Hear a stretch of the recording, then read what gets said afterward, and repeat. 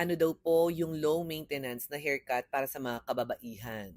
At dahil diyan, ife-flex ko muna yung gunting na nabili ko po dito, yung Wings Bro, at yung suklay, nakakulay niyang silver lining. Ayan no, isang kagat lang talagang huling-huli yung mga dry na buho. Manalim-nalim kahit may patayis, mataram-taram niya yan. At dito, nagkulay at nag-Brazilian Botox na rin po tayo sa buhok ng ating naka-naka. At plancha session na po tayo using RB Hair Iron. Isang planchang pangmalakasan when it comes sa pagtitreatment, pagre-reband, at higit sa lahat, sa paggugupit. At dahil dyan, kung low maintenance lang talaga ang usapan dito, straight cut.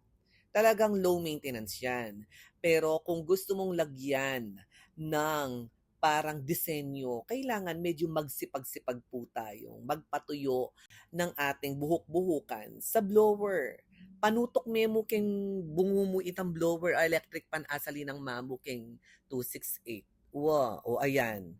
Nag-soft layered po tayo ng mababa lamang para low maintenance. At least kahit papaano, 'di ba? Nagkaroon ng improvement yung before niya. From this to this.